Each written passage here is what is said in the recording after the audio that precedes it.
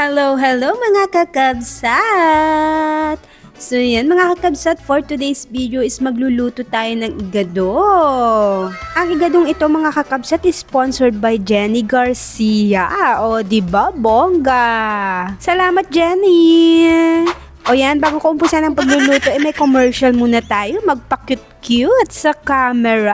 Charis. Kung hindi nyo natatanong mga kakabsat is masarap talaga akong magluto ng igado. Yes, promises. Pero alam nyo ba mga kakabsat, dito ko na lang din talaga natutunan magluto.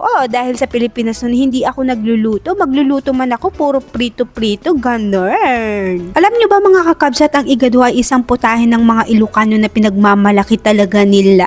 Kaya hindi ito mawawala sa mga handaan, ganun. Pinakuluan ko na rin tong pork mga kakabsat kasi frozen ito. Kailangan talaga natin siyang pakuluan. Mahirap na. Kailangan nating mag-ingat, ganun.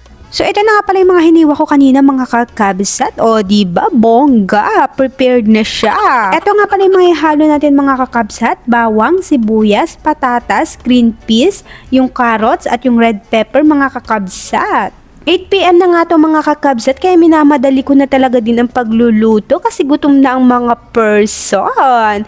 And of course naman mga kakabsat, kung may ulam dapat may kanin, ganon. Nagsaing na nga din ako dito mga kakabsat, mga isang sakong bigas. Charis. So yun na nga mga kakabsat, tataba naman tayo for today's video. Ano ba yan? Okay lang naman tumaba mga kakabsat, ang importante maganda pa rin tayo. Yun dapat, gusto mo yon, Charis. Sa rice cooker na nga ako nagsaing mga kakabsat para mabilis. Pero alam nyo ba mga kakabsat, nakakamiss din yung sinaing dyan sa Pilipinas, lalo na pag sa kahoy talaga isinasaing ang sinaing. O diba, namiss nyo rin ba yun mga kakabsat? Ako kasi sobrang namimiss ko. Hindi ko na pala naisabay yung liver dito mga kakabsat kasi frozen pa siya. Kaya ang gagawin ko, igigisa ko na lang siya separate para kahit papano masarap pa rin. Opo, yes po mga kakabsat, naka-frozen pa siya. Halos lahat kasi nagbinebenta ditong meat mga kakabsat is frozen talaga. For the madali na nga ako dito mga kakabsat kasi gutom na mi. At after ng ilang minuto mga kakabsat, tinawag ko na si Jenny Garcia kasi luto na yung igado.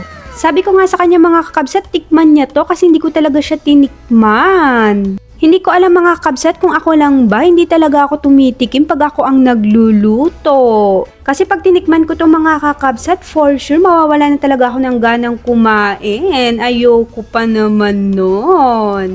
O diba ang kartehan? At dahil pinanganak kaming mga marites mga kakabsat, bago kami kumain, magmaritesan muna kami ni Jenny. O sa mga single kong followers dyan mga kakabsat, eto po pala si Jenny Garcia, single yan, ready to mingle, Charis. Sabi ko sa inyo mga kakabsat, kumain na siya kasi anong oras na. Tapos sabi ko sa inyo, husgahan niya kung masarap talaga. Paano naman kasi for the bida-bida pa ako kanina, sabi ko masarap akong magluto, diba? Let's kain!